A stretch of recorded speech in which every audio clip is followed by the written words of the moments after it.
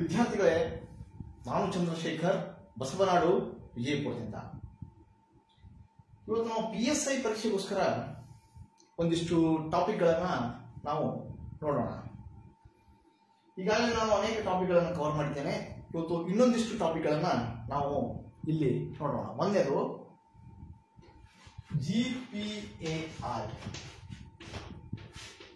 GPAI ಎಂದರೆ ಏನು? ಕಾಣಿಸ್ತಾ ಇದೆಯಾ ನಿಮಗೆ? ಕಾಣಿಸ್ತಾ ಇದೆಯಾ?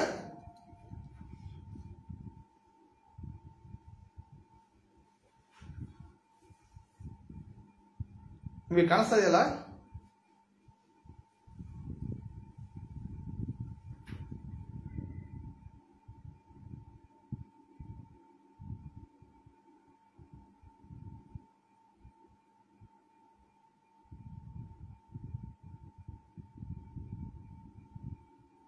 ಒಂದು ನಿಮಿಷ, ಏನೋ ಆಗಿದೆ.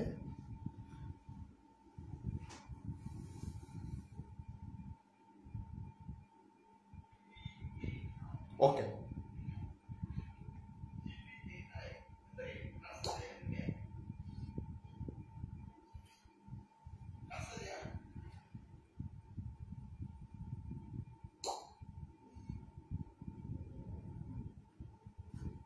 ಓಕೆ. ನಮ್ಮ ಇಂಟರ್ನೆಟ್ ಅಲ್ಲಿ ಸ್ವಲ್ಪ ಪ್ರಾಬ್ಲಮ್ ಇದೆ.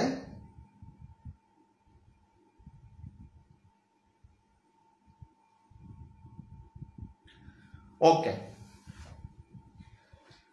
GPAI ಅಂದ್ರೆ ಗ್ಲೋಬಲ್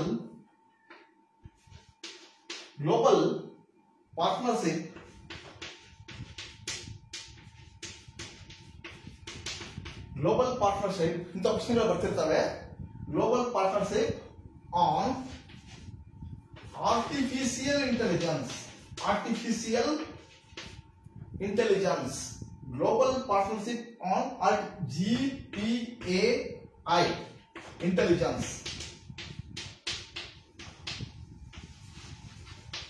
ನೋಡಿ, ಈ GPAI ಅಂದ್ರೆ global partnership on artificial intelligence. Okay, GPAI. ಈ GPAI ಏನಿದೆ ಇದು 2020ರಲ್ಲಿ ಪ್ರಾರಂಭ ಆಯಿತು. ಸುಮಾರು 15 ರಾಷ್ಟ್ರಗಳು ಈ GPAI ನ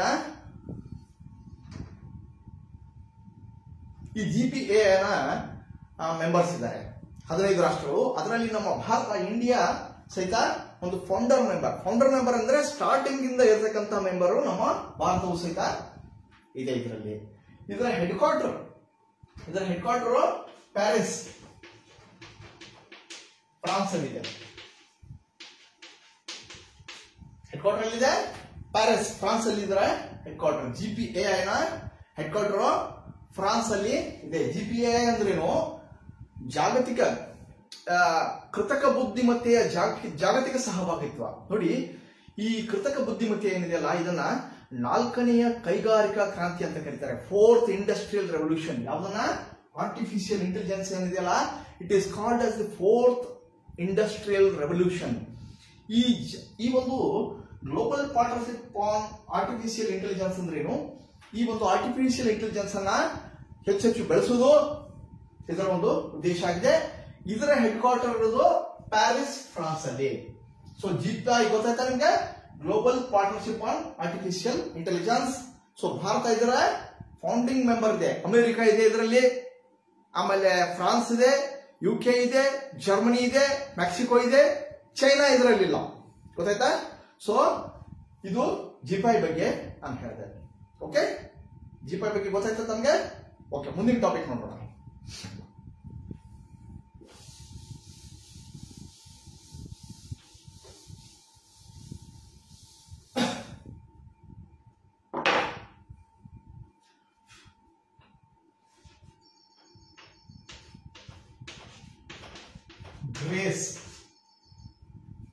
ಗ್ರೇಸ್ ಅದಕ್ಕೆ ಸಂಬಂಧಪಟ್ಟದ್ದು ಹೇಳಿ. Grace, what is this grace? Type ಮಾಡಿ, ಆನ್ಸರ್ ಮಾಡಿ, ಟೈಪ್ ಮಾಡಿ.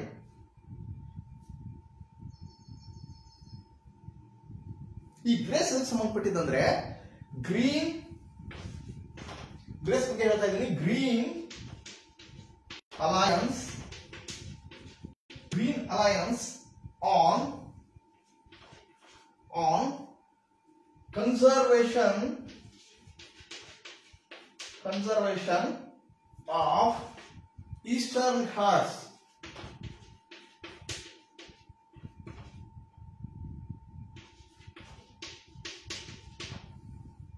ನೋಡಿ, ಗ್ರೇಸ್ ಅಂದ್ರೆ ಏನು? Green alliance on conservation of eastern Ghats. Grace ಅಂದ್ರೆ ಈ ಒಂದು ಪೂರ್ವ ಘಟ್ಟಗಳೇನದವಲ್ಲ, ಈ ಪೂರ್ವ ಘಟ್ಟಗಳನ್ನ ಸಂರಕ್ಷಣೆ ಮಾಡತಕ್ಕಂತಹ ಒಂದು ಸಹಭಾಗಿತ್ವ ಯಾವುದು? ಗ್ರೇಸ್. ಗ್ರೇಸ್ ಅಂದ್ರೇನು? Green alliance on the conservation of the eastern Ghats. ಸ್ನೇಹಿತರೆ, ನಮಗೆ ಪೂರ್ವ ಘಟ್ಟಗಳು ಮತ್ತು ಪಶ್ಚಿಮ ಘಟ್ಟಗಳ ಬಗ್ಗೆ ಸ್ಪಷ್ಟವಾಗಿ ಗೊತ್ತಿರಬೇಕು. ಹಿಂದೆ ಒಂದ್ಸಲ ಪರೀಕ್ಷೆಯಲ್ಲಿ ಏನ್ ಕೇಳಿದ್ರು, ಪೂರ್ವ ಘಟ್ಟ ಮತ್ತು ಪಶ್ಚಿಮ ಘಟ್ಟ ಇದರ ಅತಿ ಮುಖ್ಯ ವ್ಯತ್ಯಾಸ ಏನು? What is the difference between western Ghats and eastern Ghats? ಇವೆರಡರ ಮಧ್ಯದ ಅತಿ ಪ್ರಮುಖ ವ್ಯತ್ಯಾಸ ಏನಂದ್ರೆ, ಪಶ್ಚಿಮ ಘಟ್ಟಗಳು ನಿರಂತರವಾಗಿವೆ, ಪೂರ್ವ ಘಟ್ಟಗಳು ಅಲ್ಲಲ್ಲಿ ಕಟ್ ಆಗಿವೆ, ನಿರಂತರತೆ ಇಲ್ಲ ಎಲ್ಲಿ? ಪೂರ್ವ ಘಟ್ಟಗಳಲ್ಲಿ. ಸೊ ಪೂರ್ವ ಘಟ್ಟ ಮತ್ತು ಪಶ್ಚಿಮ ಘಟ್ಟಗಳ ಮಧ್ಯದ ವ್ಯತ್ಯಾಸ ಏನಂದ್ರೆ ನಿರಂತರತೆ. ಇದೇ ವ್ಯತ್ಯಾಸ. ಯಾಕಂದ್ರೆ ಇವು ದೊಡ್ಡ ದೊಡ್ಡ ನದಿಗಳದಾವಲ್ಲ, ಗೋದಾವರಿ, ಕೃಷ್ಣ, ಕಾವೇರಿ, ಇವು ಎಲ್ಲೆಲ್ಲಿ ಹಾಯ್ದು ಹೋಗ್ತಾವೋ ಅಲ್ಲೆಲ್ಲಿ ಈಸ್ಟರ್ನ್ ಘಾಟ್ಸ್ ಕಟ್ ಆಗಿದೆ, ಪೂರ್ವ ಘಟ್ಟಗಳು ಕಟ್ ಆಗ್ಯಾವ ಅಲ್ಲಲ್ಲಿ. ಸೊ ನಿರಂತರತೆ ವ್ಯತ್ಯಾಸ, ಎರಡರ ಮಧ್ಯದ ವ್ಯತ್ಯಾಸ, ಪೂರ್ವ ಘಟ್ಟಗಳು ಮತ್ತು ಪಶ್ಚಿಮ ಘಟ್ಟಗಳ ವ್ಯತ್ಯಾಸ ಯಾವುದು? ನಿರಂತರತೆ. ನಿರಂತರತೆ. ಓಕೆ, ಸರಿ. ಮುಂದಿನ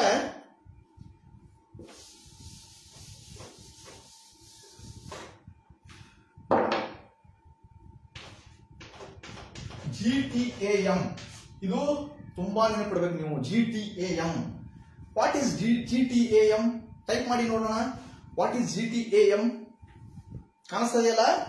ನಿಮ್ಮ ಕಮೆಂಟ್ಸ್ ನೋಡ್ತಾ ಇರ್ತೀನಿ ನಾನಿಲ್ಲಿ.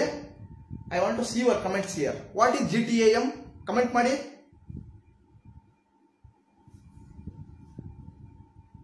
GTAM ಅಂದ್ರೆ this is market for the renewable energies. ನವೀಕರಿಸಬಹುದಾದ ಇಂಧನಗಳಿಗೆ ಒಂದು ಮಾರುಕಟ್ಟೆ ಇದು. ಸೊ ಇತ್ತೀಚೆಗೆ ಇದನ್ನು ಪ್ರಾರಂಭ ಮಾಡಿದ್ದಾರೆ, ಹೀಗಾಗಿ ಇದು ಸುದ್ದಿಯಲ್ಲಿದೆ. ನೆನಪಿಡಿ, GTAM ಅಂದ್ರೆ green term market ahead. Green term ahead market. Green term ahead market. Ahead market. Green term ahead market. Correct ಆಗಿ ಬಿಡ್ತೀನಿ, ಸ್ವಲ್ಪ ಒಂದು ನಿಮಿಷ. Green term ahead market, GTAM. ಈ GTAM ಅಂದ್ರೆ ಏನಂದ್ರೆ, GTAM ಅಂದ್ರೆ ಗ್ರೀನ್ ಟರ್ಮ್ ಅಹೆಡ್ ಮಾರ್ಕೆಟ್ ಇದೆ. ಎದಕ್ಕಂದ್ರೆ for the market for the renewable energies. Renewable energies ಅಂದ್ರೆ ಏನು? ಪವನ ಶಕ್ತಿ, ಸೌರ ಶಕ್ತಿ, ಇವುಗಳಿಗೆ ಇರ್ತಕ್ಕಂತಹ ಒಂದು ಮಾರುಕಟ್ಟೆ ಇದು. ಯಾವುದು? GTAM. ಈಗ ನಾವು 3 ಕಲ್ತೀವಿ. ಏನೇನು ಕಲ್ತೀವಿ?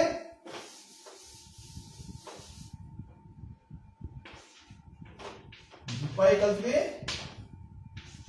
Grace ಕಲ್ತೀವಿ, GTAM ಕಲ್ತೀವಿ. ಸೊ ಇಂಥವು ಪರೀಕ್ಷೆಗೆ ತುಂಬಾ ಬರ್ತಿರ್ತವೆ. ಜಿಪಾಯ್ ಅಂದ್ರೇನು? Global partnership on artificial intelligence. Global partnership on artificial intelligence ಇದು ಎದಕ್ಕೆ ಸಂಬಂಧಪಟ್ಟಿದ್ದು? ಕೃತಕ ಬುದ್ಧಿಮತ್ತೆಗೆ ಸಂಬಂಧಪಟ್ಟಿದ್ದು. ಗ್ರೇಸ್ ಅದಕ್ಕೆ ಸಂಬಂಧಪಟ್ಟಿದ್ದು green alliance on the conservation of the eastern Ghats. ಇದೆಲ್ಲ ಸಂಬಂಧಪಟ್ಟದ್ದು ಪೂರ್ವ ಘಟ್ಟಗಳ ಸಂರಕ್ಷಣೆಗೆ ಸಂಬಂಧಪಟ್ಟದ್ದು. GTAM ಅಂದ್ರೇನು? Green term ahead market. ಇದೆಲ್ಲ ಸಂಬಂಧಪಟ್ಟಿದ್ದು ನವೀಕರಿಸಬಹುದಾದ ಇಂಧನಗಳ ಮಾರುಕಟ್ಟೆ ಇದು. ಸೊ ಈ 3 ನೀವು ನೋಟ್ ಡೌನ್ ಮಾಡ್ಕೊಳ್ಳಿ. ಇಂತಹ 100 ಟಾಪಿಕ್ಗಳನ್ನ ನಾನು ತೆಗೆದುಕೊಂಡು ಬರ್ತೇನೆ. ಓಕೆ, ಸರಿ. ಈಗ ಕಾಣಿಸ್ತಾ ಇದೆಯಲ್ಲ ಆ ಕಡೆ ಎಲ್ಲ? ಸೊ ನಾವು will see OPEC and OPEC plus nations. OPEC and OPEC plus nations. ಸ್ವಲ್ಪ ಅಡ್ಜಸ್ಟ್ ಮಾಡ್ತೀನಿ ಇಲ್ಲಿ. ಸರಿ,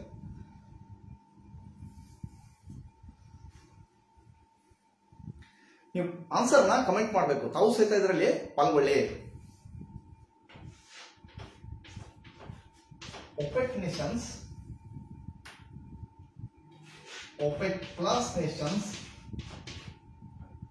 ಆಮೇಲೆ GCC nations, ಇವುಗಳ ಬಗ್ಗೆ ತುಂಬಾ ಪ್ರಶ್ನೆಗಳು ಬರ್ತಿರ್ತವೆ. OPEC ರಾಷ್ಟ್ರಗಳು, OPEC ಪ್ಲಸ್ ರಾಷ್ಟ್ರಗಳು, GCC ರಾಷ್ಟ್ರಗಳು, ಇವು ಸಂಘಟನೆಗಳು. ಎದರ ಸಂಘಟನೆಗಳು? ತೈಲವನ್ನು ಉತ್ಪಾದನೆ ಮತ್ತು ಮಾರಾಟ ಮಾಡತಕ್ಕಂತಹ ರಾಷ್ಟ್ರಗಳ ಸಂಘಟನೆ. OPEC ಅಂದ್ರೇನು? Organisation of petroleum exporting countries. Organisation of petroleum exporting countries, OPEC nations ಅಂತ ಹೇಳ್ತಾರೆ. OPEC ಪ್ಲಸ್ ಅಂದ್ರೇನು? Organisation of petroleum exporting companies plus. GCC ಅಂದ್ರೇನು? Gulf Cooperation Council. ಇತ್ತೀಚೆಗೆ ತೈಲ ರಾಷ್ಟ್ರಗಳ ಬಗ್ಗೆ ತುಂಬಾ ಸುದ್ದಿ ಆಗ್ತಾ ಇದೆ. ತೈಲ ಅವು ನಿಂತಿರೋದೇ ತೈಲಗಳ ಮೇಲೆ. ತೈಲ ಹೋಯ್ತಂದ್ರೆ ಅವ್ರು ಖೇಲ್ ಖತಮ್ ಆಗ್ಬಿಡ್ತದೆ, ಗೊತ್ತಾಯ್ತಾ? ಇನ್ನು ಜೈವಿಕ ಇಂಧನಗಳು ಬರ್ತಾ ಇದೆ, ಅನೇಕ ರೀತಿಯ ನವೀಕರಿಸಬಹುದಾದ ಇಂಧನ ಬರ್ತಾ ಇದೆ. ಆ ಕಡೆಗೆ ನಾವು ಹೆಚ್ಚು ಲಕ್ಷ್ಯ ಕೊಡಬೇಕು. ಇದು ಮಾಡೋದ್ರಿಂದ ಏನಾಗ್ತದೆ? ಭಾರತಕ್ಕೆ ವಿದೇಶಿ ವಿನಿಮಯ ಉಳಿತದೆ. ಓಕೆ, ಸೊ ನಾವೀಗ OPEC ರಾಷ್ಟ್ರಗಳು, OPEC ಪ್ಲಸ್ ರಾಷ್ಟ್ರಗಳು, GCC ರಾಷ್ಟ್ರಗಳು, ಇವುಗಳ ಬಗ್ಗೆ ನೋಡೋಣ. OPEC ರಾಷ್ಟ್ರಗಳು ಅಂದ್ರೆ ಇದು ಒಂದು ಹಳೆಯ ಸಂಘಟನೆ. ಎದಕ್ಕೆ ಸಂಬಂಧಪಟ್ಟಿದ್ದು? ತೈಲ ಮಾರಾಟವನ್ನು ಮಾಡತಕ್ಕಂತ ಸಂಘಟನೆ. ಪ್ರೆಸೆಂಟ್ಲಿ ಇದರಲ್ಲಿ 13 ರಾಷ್ಟ್ರಗಳಿವೆ. ಗೊತ್ತಾಯ್ತಾ? ಇದರಲ್ಲಿ 13 ರಾಷ್ಟ್ರಗಳಿವೆ. ಇದರಲ್ಲಿ ಕೆಲವೊಂದು ರಾಷ್ಟ್ರಗಳು ಬಿಟ್ಟು ಹೋಗ್ತಾ ಇವೆ. ಉದಾಹರಣೆಗೆ ಇಂಡೋನೇಷ್ಯಾ ಇದನ್ನ ಬಿಟ್ಟು ಹೋಯ್ತು, ಆಮೇಲೆ ಇಕ್ವೆಡಾರ್ ಬಿಟ್ಟು ಹೋಯ್ತು, ಕತಾರ್ ಇದನ್ನ ಬಿಟ್ಟು ಹೊರಗೆ ಹೋಗ್ತಾ ಇದೆ. ಗೊತ್ತಾಯ್ತಾ? ಸೊ OPEC ರಾಷ್ಟ್ರ, ಇವು 3 ರಾಷ್ಟ್ರಗಳು ತೈಲ ರಾಷ್ಟ್ರಗಳೇ. ಇಲ್ಲಿ ಬರ್ತಕ್ಕಂಥ 3 ಸಂಘಟನೆಗಳ ಏನಿದೆಯಲ್ಲ, ಈ 3 ಸಂಘಟನೆಗಳು ಸಹಿತ ತೈಲ ಮಾರುಕಟ್ಟೆಗೆ ಸಂಬಂಧಿಸಿದ ಸಂಘಟನೆಗಳೇ ಆಗಿವೆ. ಯಾವ್ಯಾವು? OPEC ಪ್ಲಸ್ ಮತ್ತು GCC. ಗೊತ್ತಾಯ್ತಾ? ಇಲ್ಲಿ OPEC ಅಲ್ಲಿ 10 ರಾಷ್ಟ್ರಗಳಿವೆ. ಈ ರಾಷ್ಟ್ರಗಳು ಸಹಿತ ತೈಲ ರಾಷ್ಟ್ರಗಳು, ಆದ್ರೆ ಇದರಲ್ಲಿ ಭಾಗ ಇಲ್ಲ. ಅವು ಸೆಪರೇಟ್ ಮಾಡ್ಕೊಂಡಿವೆ. ಯಾವ್ಯಾವು? ರಷ್ಯಾದ ನೇತೃತ್ವದಲ್ಲಿದೆ ಇದು. OPEC ಪ್ಲಸ್ ಯಾರ ನೇತೃತ್ವದಲ್ಲಿದೆ? ರಷ್ಯಾದ ನೇತೃತ್ವದಲ್ಲಿ ಇದೆ OPEC ಪ್ಲಸ್. 10 ರಾಷ್ಟ್ರಗಳು ಇಲ್ಲಿವೆ. GCC ಅಲ್ಲಿ ಎಷ್ಟು ರಾಷ್ಟ್ರಗಳಿವೆ? 6 ರಾಷ್ಟ್ರಗಳಿವೆ. ಈ OPEC ಏನಿದೆಯಲ್ಲ, ಇದರ ಹೆಡ್ ಕ್ವಾರ್ಟರ್ ಎಲ್ಲಿದೆ ಅಂದ್ರೆ ವಿಯೆನ್ನಾದಲ್ಲಿದೆ. ಇಲ್ಲಿ ವಿಯೆನ್ನಾ, ಆಸ್ಟ್ರಿಯಾದ ವಿಯೆನ್ನಾದಲ್ಲಿದೆ. ಈ ವಿಯೆನ್ನಾ, ಈ GCC, ಈ OPEC ನ ವಿಯೆನ್ನಾ ಏನಿದೆಯಲ್ಲ, ಈ OPEC ನ ಒಂದು ಸದಸ್ಯ ರಾಷ್ಟ್ರ ಅಲ್ಲ. ಆದ್ರೂ ಸಹಿತ ಈ OPEC ಅದರ ಕೇಂದ್ರ ಕಚೇರಿಯನ್ನ ವಿಯೆನ್ನಾದಲ್ಲಿ ತೆಗೆದಿದೆ. ಆಮೇಲೆ ಈ OPEC ಪ್ಲಸ್ ಹಿಂಗ್ ಹೆಡ್ ಕ್ವಾರ್ಟರ್ ಏನಿಲ್ಲ, ಜಸ್ಟ್ ಇದೊಂದು ಅಲಯನ್ಸ್ ಅಷ್ಟೇ. ಓಕೆ, ಆಮೇಲೆ GCC ಏನಿದೆಯಲ್ಲ, ಇದರಲ್ಲಿ ಕುವೈತ್, ಸೌದಿ ಅರೇಬಿಯಾ ಅವೆಲ್ಲ ರಾಷ್ಟ್ರಗಳು ಇದರಲ್ಲಿ ಬರ್ತವೆ. GCC ಅಲ್ಲಿ ಇದು ರಿಯಾದಲ್ಲಿದೆ ಇದರ head quarter. So OPEC plus GCC. ನಾನು ಈಗಾಗಲೇ ಇದ್ರ ಬಗ್ಗೆ ಒಂದು ಪುಟ್ಟ ವಿಡಿಯೋ ಮಾಡಿದ್ದೀನಿ, ಅದನ್ನ ನೋಡಿ. ಓಕೆ,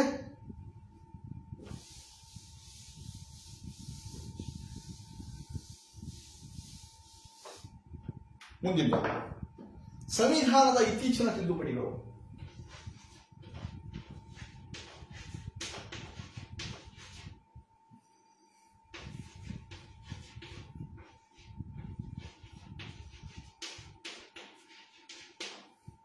ಸಂವಿಧಾನದ ಇತ್ತೀಚಿನ ತಿದ್ದುಪಡಿಗಳನ್ನ ಕೇಳ್ತಿರ್ತಾರೆ ನೋಡಿ. ಸಂವಿಧಾನದ ಪ್ರಮುಖ ತಿದ್ದುಪಡಿಗಳನ್ನ ನೀವು ನೋಡ್ಕೋಬೇಕು. 26ನೇ ತಿದ್ದುಪಡಿ, 42ನೇ ತಿದ್ದುಪಡಿ, ಆಮೇಲೆ 73, 74ನೇ ತಿದ್ದುಪಡಿ, ಇವೆಲ್ಲವನ್ನ ನೀವು ನೋಡ್ಕೋಬೇಕು. 42ನೇ ತಿದ್ದುಪಡಿಗೆ ಮಿನಿ ಸಂವಿಧಾನ ಅಂತ ಕರೀತಾರೆ. ಗೊತ್ತಾಯ್ತಾ? ಸೊ ಅವು ಪ್ರಮುಖ ತಿದ್ದುಪಡಿಗಳು. ಇತ್ತೀಚಿನ ಎಲ್ಲ ಎರಡು ನೆನಪಿಡಬೇಕಿಲ್ಲಿ. ಇತ್ತೀಚಿನ ಎಲ್ಲ ತಿದ್ದುಪಡಿಗಳು ನಮ್ಗೆ ಗೊತ್ತಿರಬೇಕು, ಒಟ್ಟಾರೆ ಪ್ರಮುಖ ತಿದ್ದುಪಡಿಗಳು ಗೊತ್ತಿರಬೇಕು. ಓಕೆ, ಇತ್ತೀಚಿನ ತಿದ್ದುಪಡಿಗಳನ್ನು ಯಾವ್ಯಾವ ನೋಡ್ಬೇಕು ನಾವು? 101, 104 ಆಗಿವೆ ಒಟ್ಟು. 102, 103 ಮತ್ತು 104. ಇವು 4 ತಿದ್ದುಪಡಿಗಳನ್ನ ಈಗ ನೋಡೋಣ. 101ನೇ ತಿದ್ದುಪಡಿ, 102ನೇ ತಿದ್ದುಪಡಿ, 103ನೇ ತಿದ್ದುಪಡಿ ಮತ್ತು 104ನೇ ತಿದ್ದುಪಡಿ. 101ನೇ ತಿದ್ದುಪಡಿ ಎದಕ್ಕೆ ಸಂಬಂಧಪಟ್ಟದಂದ್ರೆ GST ಇಂಪ್ಲಿಮೆಂಟ್ ಮಾಡೋದಲ್ಲ, ಅದಕ್ಕೆ ತಿದ್ದುಪಡಿ. ನೀವು ಕೀವರ್ಡ್ಸ್ ತರಬೇಕು. ಕಂಪ್ಲೀಟ್ ಸೆಂಟೆನ್ಸ್ ನ ಬೈ ಹಾರ್ಟ್ ಮಾಡೋ ಅವಶ್ಯಕತೆ ಇಲ್ಲ. ಕೀವರ್ಡ್ಸ್ ನ ತಿಳ್ಕೊಂಡ್ಬಿಡ್ಬೇಕಷ್ಟೇ. This is keyword. GST ಅಂದ್ರೆ ಗೊತ್ತಾಗ್ಬಿಡ್ತದೆ, GST ಅನ್ನ ಜಾರಿ ಮಾಡಿದ್ದು ಅಂತ ಗೊತ್ತಾಗ್ಬಿಡ್ತದೆ. ಸೊ 102 ಎದಕ್ಕೆ ಸಂಬಂಧಪಟ್ಟಿದ್ದು? 102 ಎದಕ್ಕೆ ಸಂಬಂಧಪಟ್ಟದಂದ್ರೆ ಹಿಂದುಳಿದ ವರ್ಗದ ಆಯೋಗಕ್ಕೆ ಸಂವಿಧಾನಿಕ ಮಾನ್ಯತೆ, national backward class community, backward class ಒಂದೇನಿರುತ್ತಲ್ಲ ಅದಕ್ಕೆ ಸಂವಿಧಾನಿಕ ಹಿಂದುಳಿದ ವರ್ಗದ ಆಯೋಗಕ್ಕೆ ಏನ್ ಕೊಟ್ಟಂತದ್ದು? ಹಿಂದುಳಿದ ವರ್ಗದ ಆಯೋಗಕ್ಕೆ ಸಂವಿಧಾನಿಕ ಮಾನ್ಯತೆಯನ್ನು ಕೊಡತಕ್ಕಂಥದ್ದು 102. 103ನೇದು ಏನಂದ್ರೆ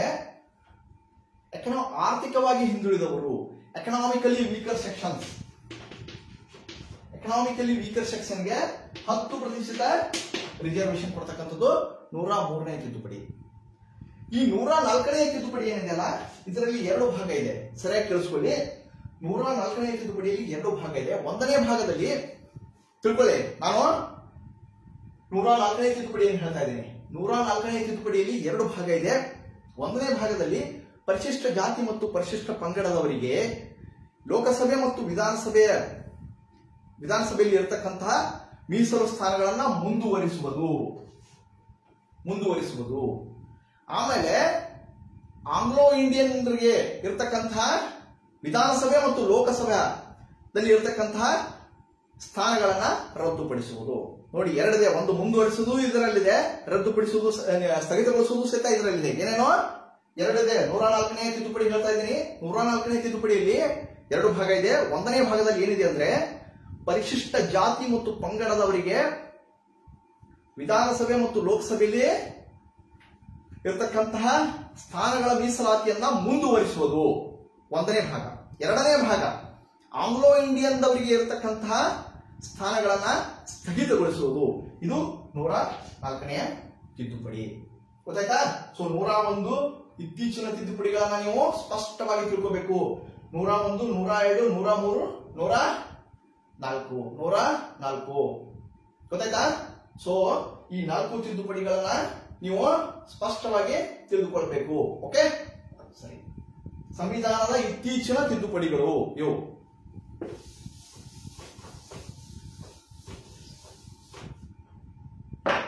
ಈಗ ನಾನಿಗೊಂದು ಪ್ರಶ್ನೆ ಕೇಳ್ತೀನಿ.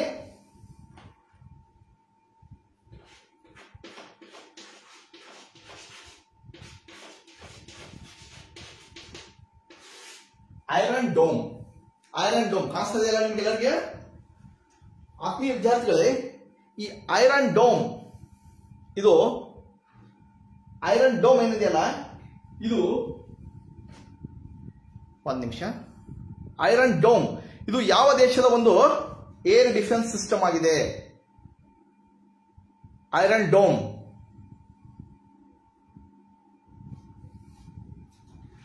ನೋಡಿ, ಈ ಐರನ್ ಡೋಮ್ ತಾವು ಕಮೆಂಟ್ ಮಾಡ್ಬೇಕು. ನಾನು ತಮ್ಮ ಆನ್ಸರ್ ಅಲ್ಲಿ ನೋಡ್ತಾ ಇರ್ತೀನಿ. ಐರನ್ ಡೋಮ್ ಇದೆಯಲ್ಲ ಇದು ಇಸ್ರೇಲ್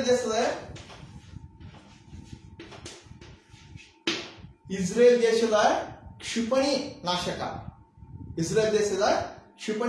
ನಾಶಕ ಇದಾಗಿದೆ. ಈಗ ಇಸ್ರೇಲ್ ದೇಶದ ಕ್ಷಿಪಣಿ ನಾಶಕ ಅಂದ್ರೆ ಈ ಗಾಜಾದಲ್ಲಿ ಗಾಜಾ ಪಟ್ಟಿಯಲ್ಲಿ ಹಮಾಸ್ನವರೇನು ಕ್ಷಿಪಣಿಗಳನ್ನ ಇಸ್ರೇಲ್ ಮೇಲೆ ಉಡಾವಣೆ ಮಾಡ್ತಾ ಇದಾರಲ್ಲ, ಅದು ಬಂದು ಇಸ್ರೇಲ್ಗೆ ಡ್ಯಾಮೇಜ್ ಮಾಡಬಾರದು ಅಂತ ಅವ್ರು ಏನ್ ಮಾಡಿದ್ದಾರೆ, ಐರನ್ ಡೋಮ್ ಉಕ್ಕಿನ ಗೋಪುರವನ್ನ ನಿರ್ಮಾಣ ಮಾಡಿಕೊಂಡಿದ್ದಾರೆ. ಸೊ ಏನಾಗ್ತದೆ, ಈ ಹಮಾಸ್ ಗಾಜಾ ಪಟ್ಟಿ ಈ ರೀತಿ ಇದೆ. ಈ ಕಡೆ ಇರೋದೆಲ್ಲ ಇದೆಲ್ಲ ಇಸ್ರೇಲ್ ಇರೋ ನೋಡಿ, ತೋರಿಸ್ತೀನಿ. ಇಸ್ರೇಲ್ ನ ತೋರಿಸ್ತೀನಿ.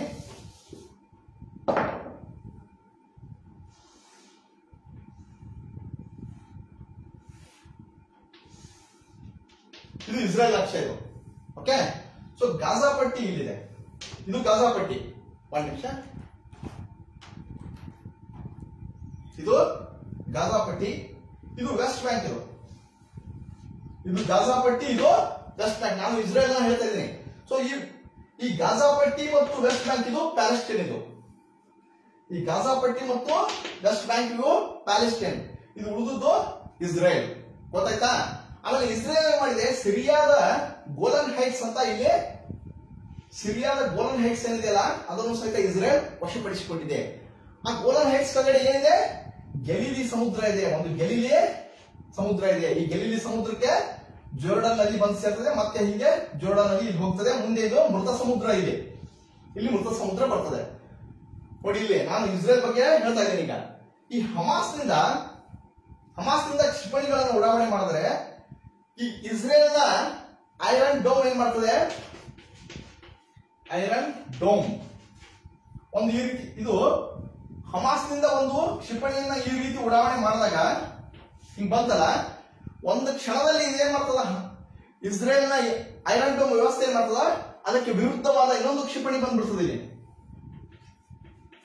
ಇನ್ನೊಂದು ಕ್ಷಿಪಣಿ ಬಂದು ಈ ಬಂದಂತ ಕ್ಷಿಪಣಿಯನ್ನ ನಾಶ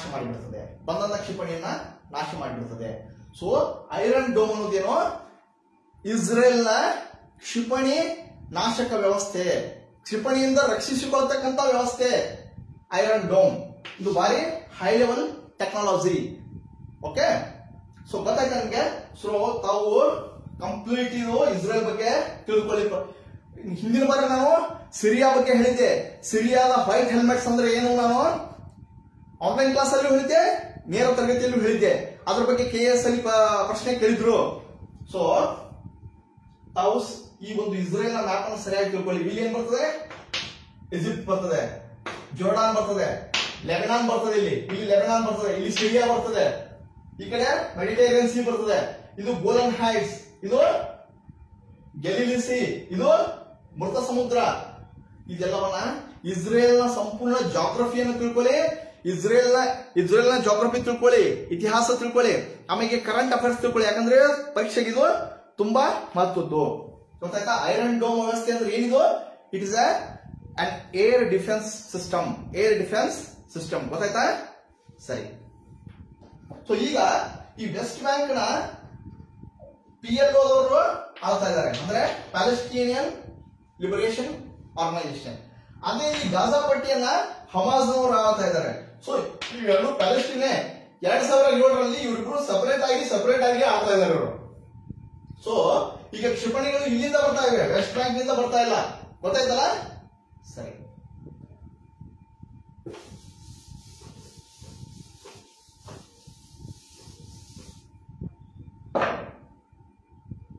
ಈಗ ಒಂದು ನಿಮಿಷ, ನಮ್ಮ ಇಂಟರ್ನೆಟ್ ಅಲ್ಲಿ ಸ್ವಲ್ಪ ಪ್ರಾಬ್ಲಮ್ ಇರ್ತದೆ, ಅವಾಗ ಸಿಸ್ಟಮೆಟಿಕ್ ಮಾಡ್ತಾ ಇದ್ದೀವಿ.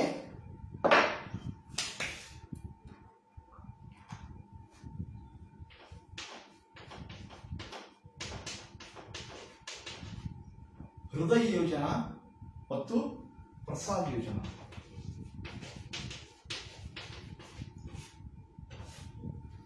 ಹೃದಯ ಯೋಜನಾ ಮತ್ತು ಪ್ರಸಾದ್ ಯೋಜನಾ. ಈ ಹೃದಯ ಯೋಜನಾ ಅಂದ್ರೇನು? ಪಾರಂಪರಿಕ ತಾಣಗಳ ಅಭಿವೃದ್ಧಿ.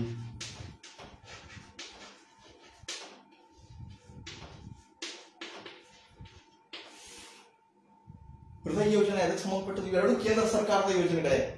ಹೃದಯ ಯೋಜನಾ ಪಾರಂಪರಿಕ ತಾಣಗಳ ಅಭಿವೃದ್ಧಿ, ಆಮೇಲೆ ಪ್ರಸಾದ್ ಯೋಜನಾ ಇದು ತೀರ್ಥ ಕ್ಷೇತ್ರಗಳ ಅಭಿವೃದ್ಧಿ.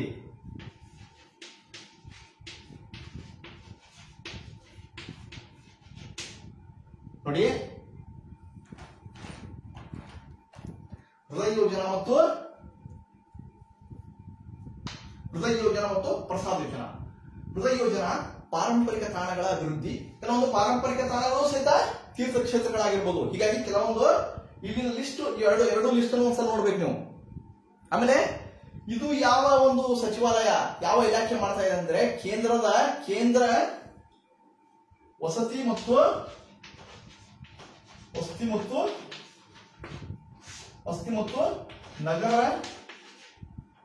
ಮತ್ತು ನಗರ ವ್ಯವಹಾರಗಳ ಸಚಿವಾಲಯ.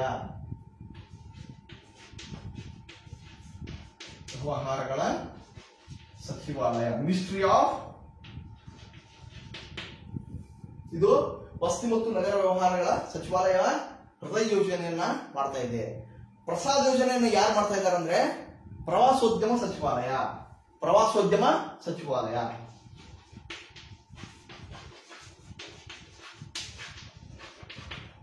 ನೋಡಿ, ಹೃದಯ ಯೋಜನೆಯನ್ನ ವಸತಿ ಮತ್ತು ನಗರ ವ್ಯವಹಾರಗಳ ಸಚಿವಾಲಯ ಮಾಡ್ತಾ ಇದ್ರೆ, ಆ ಪ್ರಸಾದ್ ಯೋಜನೆಯನ್ನ ಪ್ರವಾಸೋದ್ಯಮ ಸಚಿವಾಲಯ ಮಾಡ್ತಾ ಇದೆ. ಹೃದಯ ಅಂದ್ರೇನು? ಹೃದಯ ಅಂದ್ರೆ heritage city development or augmentation ಯೋಜನಾ. ಪ್ರಸಾದ ಯೋಜನಾ ಅಂದ್ರೇನು? Pilgrimage, rejuvenation and spiritual augmentation drive. ಇದು ಏನೋ ಪ್ರಸಾದ್ ಯೋಜನಾ. ಸೊ ಇವೆರಡನ್ನ ಒಂದ್ಸಲ ನೋಟ್ ಡೌನ್ ಮಾಡ್ಕೊಂಡ್ಬಿಡಿ. Heritage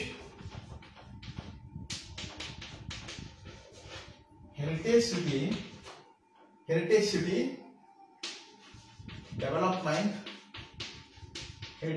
development, augmentation, heritage city augmentation ಯೋಜನಾ. ಪ್ರಸಾದ ಯೋಜನಾ ಏನು? ಪಿಲ್ಗ್ರಿಮೇಜ್, ರಿಜ್ಯುವಿನೇಷನ್ ಅಂದ್ರೆ ಜೀರ್ಣೋದ್ಧಾರ, and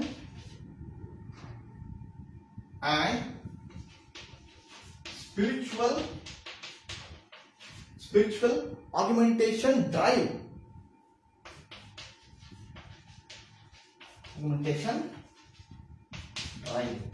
ಓಕೆ. ಸೊ ಇದನ್ನ ನೋಟ್ ಡೌನ್ ಮಾಡ್ಕೊಂಡ್ಬಿಡಿ ಪ್ಲೀಸ್. ಇದನ್ನ ಹೃದಯ ಯೋಜನಾ ಮತ್ತು ಪ್ರಸಾದ ಯೋಜನಾ. ಓಕೆ, ಹೃದಯ ಯೋಜನೆ ಮತ್ತು ಪ್ರಸಾದ ಯೋಜನೆಯನ್ನ ನೀವು ಒಂದ್ಸಲ ನೋಡ್ಕೊಂಡ್ಬಿಡಿ.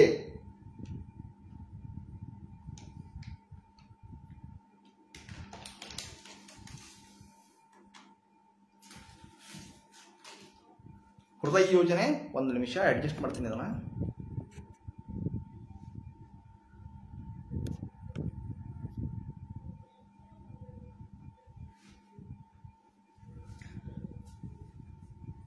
ನಾನೀಗ PSI ಎಕ್ಸಾಮ್ಗೋಸ್ಕರ ಕೆಲವೊಂದು ಟಾಪ್ ಪ್ರಯಾರಿಟಿ ಟಾಪಿಕ್ ನ ತೆಗೆದುಕೊಂಡು ಬಂದಿದ್ದೇನೆ. ಅದರಲ್ಲಿ ಹೃದಯ ಯೋಜನೆ ಮತ್ತು ಪ್ರಸಾದ ಯೋಜನೆಯನ್ನು ನಾನು ಹೇಳ್ತಾ ಇದ್ದೇನೆ. ಹೃದಯ ಯೋಜನಾ, ಹೃದಯ ಅಂದ್ರೇನು? ಹೆರಿಟೇಜ್ ಸಿಟಿ ಡೆವಲಪ್ಮೆಂಟ್ ಆಗ್ಮೆಂಟೇಷನ್ ಯೋಜನಾ. ಹೆರಿಟೇಜ್ ಸಿಟಿ ಡೆವಲಪ್ಮೆಂಟ್ ಆಗ್ಮೆಂಟೇಷನ್ ಯೋಜನಾ ಇದು ಎದಕ್ಕೆ ಸಂಬಂಧಪಟ್ಟದಂದ್ರೆ ಪಾರಂಪರಿಕ ತಾಣಗಳನ್ನ ಅಭಿವೃದ್ಧಿಪಡಿಸತಕ್ಕಂತಹ ಒಂದು ಯೋಜನೆ. ನಮ್ಮ ಕರ್ನಾಟಕದಲ್ಲಿ ಏಕೈಕ ತಾಣ ಈ ಹೃದಯ ಯೋಜನೆಯಲ್ಲಿ ಆಯ್ಕೆಯಾಗಿದೆ. ಅದು ಯಾವುದಂದ್ರೆ ಬದಾಮಿ ಈ ಹೃದಯ ಯೋಜನೆಯಲ್ಲಿ ಅಭಿವೃದ್ಧಿಗೊಳ್ಳಲಿರುವ ನಮ್ಮ ಕರ್ನಾಟಕದ ಏಕೈಕ ತಾಣ. ನಮ್ಮ ಭಾರತದಲ್ಲಿ 12 ಇಂತಹ ತಾಣಗಳನ್ನ ಆಯ್ಕೆ ಮಾಡಿದ್ದಾರೆ. ಅದರಲ್ಲಿ ನಮ್ಮ ಕರ್ನಾಟಕದ ಬದಾಮಿಯು ಸಹಿತ ಒಂದು. ಸೊ ಹೃದಯ ಯೋಜನೆ ಎದಕ್ಕೆ ಸಂಬಂಧಪಟ್ಟದ್ದು? ಪಾರಂಪರಿಕ ತಾಣಗಳ ಅಭಿವೃದ್ಧಿ. ಇದು ಯಾವ ಇಲಾಖೆ ಅಂದ್ರೆ ಕೇಂದ್ರ ಸರ್ಕಾರದ ವಸತಿ ಮತ್ತು ನಗರ ವ್ಯವಹಾರಗಳ ಸಚಿವಾಲಯ ಇದನ್ನ ಮಾಡ್ತಾ ಇದೆ. So heritage city development augmentation ಯೋಜನಾ. ಇನ್ನು ಪ್ರಸಾದ ಯೋಜನೆ, ಇದು ತೀರ್ಥಕ್ಷೇತ್ರಗಳ ಅಭಿವೃದ್ಧಿ. ಪಾರಂಪರಿಕ ತಾಣಗಳು ತೀರ್ಥಕ್ಷೇತ್ರಗಳು ಇರ್ಬೋದು, ಹೀಗಾಗಿ ಇದರಲ್ಲಿನ ಅನೇಕ ತಾಣಗಳು ಅದರಲ್ಲಿ ಸಹಿತ ಬಂದಿವೆ. ಓಕೆ, ಗೊತ್ತಾಯ್ತಾ? ಆದ್ರೆ ಬದಾಮಿ ಇದರಲ್ಲಿ ಬಂದಿಲ್ಲ. ಆದ್ರೆ ಅಜ್ಮೇರ್ ಬಂದಿದೆ, ಪುರಿ ಬಂದಿದೆ, ಪುರಿಯ ಜಗನ್ನಾಥ್, ಹೌದಾ? ಸೊ ಆಮೇಲೆ ಅದರಲ್ಲಿ ಕಾಮಾಖ್ಯ ಬಂದಿದೆ, ಇದರಲ್ಲಿ ಕಾಮಾಖ್ಯ ಬಂದಿಲ್ಲ. ಕಾಮಾಖ್ಯ ಮಂದಿರ ಎಲ್ಲಿದೆ? ಕಾಮಾಖ್ಯ ಮಂದಿರ ಅಸ್ಸಾಂನಲ್ಲಿದೆ. ಓಕೆ, ಸೊ ಈ ಪ್ರಸಾದ ಯೋಜನೆ ಅಂದ್ರೇನು? Pilgrimage, rejuvenation and spiritual augmentation drive. Okay, so Hriday ಮತ್ತು ಪ್ರಸಾದ ಯೋಜನೆ ಬಗ್ಗೆ ನೀವು ದಯವಿಟ್ಟು ಇದನ್ನ ತಿಳ್ಕೊಳ್ಳಿ.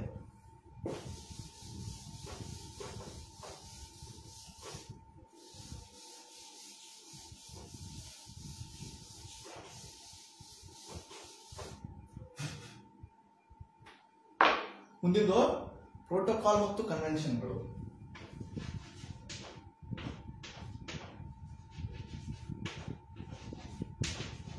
ಪ್ರೋಟೋಕಾಲ್ ಮತ್ತು ಕನ್ವೆನ್ಷನ್.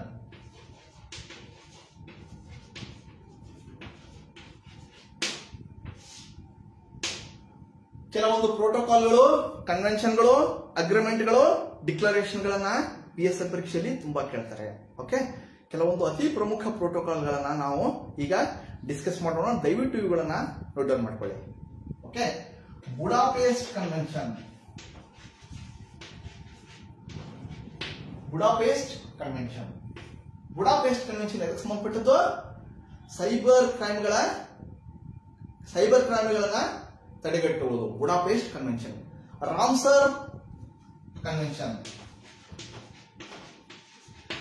ರಾಮ್ಸರ್ ಕನ್ವೆನ್ಷನ್ ಇವು ದೇವಭೂಮಿಗಳು.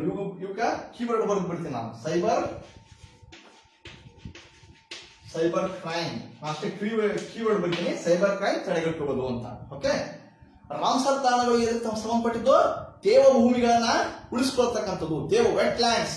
ನಮ್ಮ ಭಾರತದಲ್ಲಿ ಎಷ್ಟು ತೇವ ಭೂಮಿಗಳಿವೆ? 37 ರಾಮ್ಸರ್ ತಾಣಗಳಿವೆ. ನಮ್ಮ ಭಾರತದಲ್ಲಿ ಎಷ್ಟು ರಾಮ್ಸರ್ ತಾಣಗಳಿವೆ? 37 Ramsar sites are there in our India. Okay, so Ramsar ತಾಣ ಎದಕ್ಕೆ ಸಂಬಂಧಪಟ್ಟಿದ್ದು? ತೇವ ಭೂಮಿಗಳು. ತೇವ ಭೂಮಿಗಳು ರಾಮ್ಸರ್ ತೇವ ಭೂಮಿಗಳು, ತೇವ ಭೂಮಿ ಅಂತ ಅಷ್ಟೇ ಬರೀತೀವಿ ನಾವು. ಓಕೆ, ಇನ್ನು ಇಸ್ತಾನ್ಬುಲ್ ಕನ್ವೆನ್ಷನ್. ಇಸ್ತಾನ್ಬುಲ್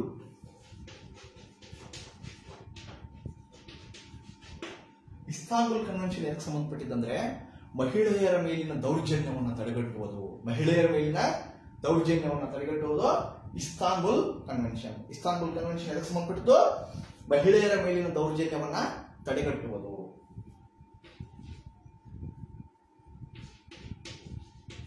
ಮಹಿಳೆಯರ ಮೇಲಿನ ದೌರ್ಜನ್ಯವನ್ನ ತಡೆಗಟ್ಟುವುದು. ದೌರ್ಜನ್ಯ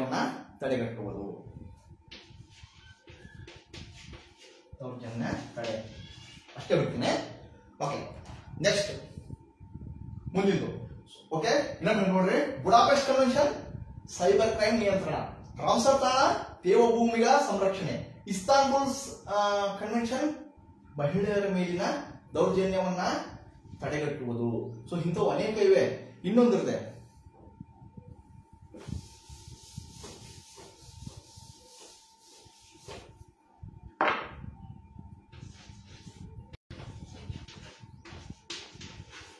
ಕಾರ್ಟಿಜಿನಾ ಪ್ರೋಟೋಕಾಲ್ ಅಂತ ಇದೆ. ಕಾರ್ಟಿಜಿನಾ ಪ್ರೋಟೋಕಾಲ್ ಎದಕ್ಕೆ ಸಂಬಂಧಪಟ್ಟಿದೆ ಅಂದ್ರೆ ಜೈವಿಕ ಸಂರಕ್ಷಣೆ.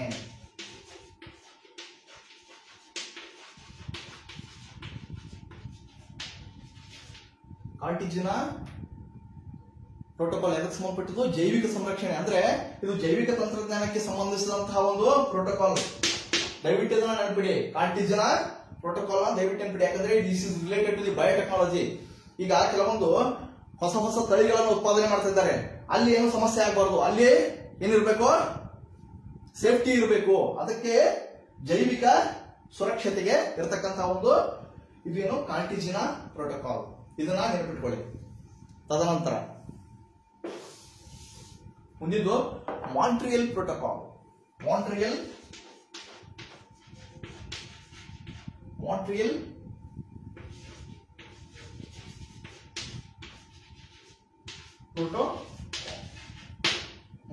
ಪ್ರೋಟೋಕಾಲ್ ಇದಕ್ಕೆ ಸಂಬಂಧಪಟ್ಟದ್ದು ಓಝೋನ್ ಪದರದ ಸಂರಕ್ಷಣೆ. ಮಾಂಟ್ರಿಯಲ್ ಪ್ರೋಟೋಕಾಲ್ ಓಝೋನ್ ಪದರದ ಸಂರಕ್ಷಣೆ. ಅಂಡರ್ 2 ಕೋಲಿಷನ್ ಹಸಿರು ಮನೆ ಅನಿಲಗಳು. ಕ್ಯೋಟೋ ಪ್ರೋಟೋಕಾಲ್ ಸಹಿತ ಹಸಿರು ಮನೆ ಅನಿಲಗಳ ಹೊರಸೂಸುವುದನ್ನ ಕಡಿಮೆ ಮಾಡುವುದು. ಸರಿನಾ? ಸೊ ಇವು ಪ್ರೋಟೋಕಾಲ್ ಮತ್ತು ಕನ್ವೆನ್ಷನ್ಗಳು. These are protocols and conventions. ಈ ಕಡೆ ಕಾಣ್ತಾ ಇದೆಯಲ್ಲ, ಪ್ರೋಟೋಕಾಲ್ ಮತ್ತು ಕನ್ವೆನ್ಷನ್ಗಳು.